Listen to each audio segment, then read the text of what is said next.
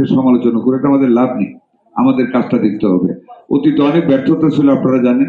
প্রাইভেটে কিনবে না, পাবলিকে কিনবে, বিদেশ থেকে নিবে না, প্রাইভেটে কিনবে, বা অনেকে সতর্কহীন অবস্থায় ছিল। আওয়ামী লীগ গভর্নমেন্টের আমলেও টিকা কার্যক্রম বিশ্বের পরে কোনো টিকা কার্যক্রম হয় না, তারা এরপর প্রায় 2.5 বছর ক্ষমতায় ছিল। এই এমআরএ টিকার কোনো কার্যক্রম তারা গ্রহণ করেনি। দেশে প্যান্ডেমিক জাতীয় জিনিসকে মোকাবেলা করার জন্য সাফিসিয়েন্ট আইসিইউ ছিল না, নিউনেটাল ভেন্টিলেটর ছিল না, আপনার অক্সিজেন কনসেন্ট্রেটর দেয়নি, কোনো জিনিসই বাচ্চাদের নিউমোনিয়া স্টেজে গেলে কি ট্রিটমেন্ট দিতে হবে কিছুই ছিল না। একটা বাচ্চা যখন মারা গেল মহাখালীতে ফার্স্ট মার্চের শেষ দিকে, তখন থেকে আমাদের এটা নিয়ে হুঁশিয়ারি হয়ে আমরা সাথে সাথে এই জিনিসটার উপর নজরদারি করলাম, খোঁজ নিয়ে দেখলাম আমাদের টিকা দেওয়ার ব্যবস্থা নেই। যাই হোক, আমি বাড়াইতে চাই না, আপনারা সবাই জানেন মাননীয় প্রধানমন্ত্রীর নেতৃত্বে ওনার সুপরামর্শে আমরা দ্বারস্থ হইলাম ইউনিসেফ, গ্যাপি এবং ওয়ার্ল্ড হেলথ অর্গানাইজেশন, এবং আলহামদুলিল্লাহ আল্লাহর রহমতে তারা পর্যাপ্ত পরিমাণে আউট অফ দ্য ওয়ে আমাদেরকে হেল্প করেছে, যে বিভিন্নভাবে তারা অতি দ্রুত গতিতে আমাদেরকে টিকাগুলি দিয়েছে এবং আরো আসতেছে। আমরা টোটাল টিকা কার্যক্রম শেষ করে আমরা আমাদের কাছে এখনো পর্যাপ্ত পরিমাণ টিকা আমাদের কাছে রয়ে গেছে।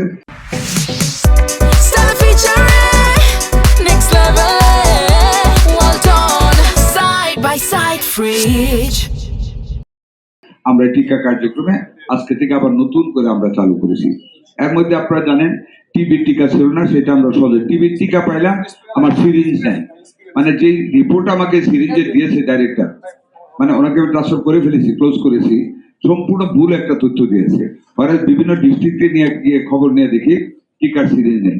সাথে সাথে প্রডিউসারের সাথে যোগাযোগ করে গতকাল থেকে টিকার সিরিঞ্জ আমরা 11 লক্ষ সিরিজ 0.05 আমরা কালেক্ট করেছি গতকাল, এবং কালকের মধ্যে আজকের মধ্যে ডিস্ট্রিবিউট হয়ে যাচ্ছে, যাতে করে ওই টিবির টিকাটাও যাতে চলে আর কি।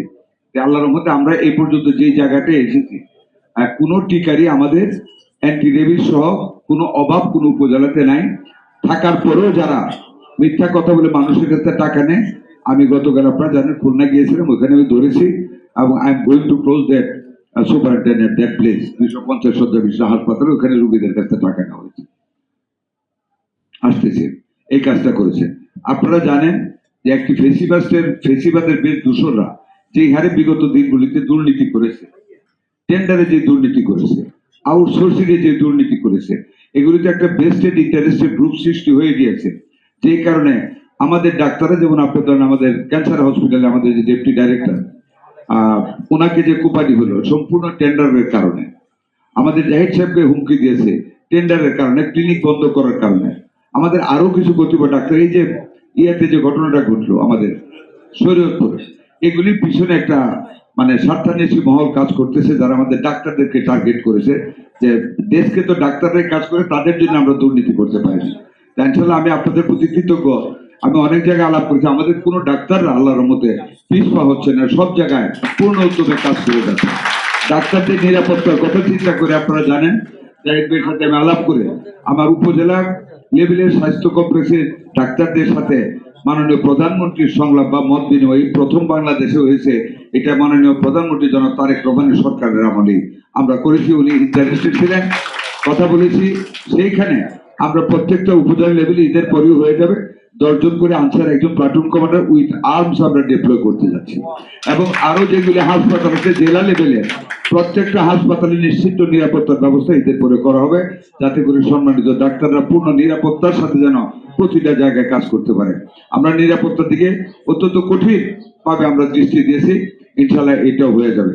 হামের ব্যাপারে আপনাদেরকে একটা কথা আমি শুধু বলতে চাই, আমি বলবো না যে আমরা সাকসেসফুল হয়েছি, তবে এটা বলবো আপনারা ডাক্তার আমার চেয়ে ভালো জানেন, যেভাবে হামের মানে অগ্রসর হচ্ছিল, যেভাবে হামটা আক্রমণ করেছিল, আমরা যদি কিছুটা থ্রেড সৃষ্টি না করতে পারতাম, আমরা যদি মেসিভ ভ্যাকসিনেশনে না যাইতাম, তাহলে কিন্তু একটা ভয়াবহ চিত্র দেশে ধারণ করে যেত।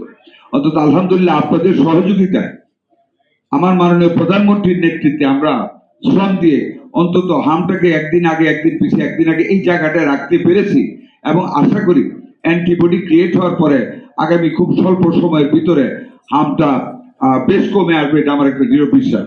আমি খুলনা গেলাম, গৌরনদী গেছিলাম, জাজিরা গেছি, জাজিরা বা কি আরেকটা উপজেলা, 3-4টে উপজেলা এর মধ্যে গিয়েছি, বিভিন্ন জায়গায় খবর নিয়েছি, মুন্সিগঞ্জে গিয়েছিলাম, যে হামের ওই দিকের আক্রমণটা যেগুলি আমরা 4 তারিখ থেকে শুরু করেছিলাম এগুলিতে মোটামুটি জিরোই বলতে পারেন। সচরাচর এক একটা রোগী আছে এর মধ্যে যাদের অ্যান্টিবডি ক্রিয়েট হয়েছে।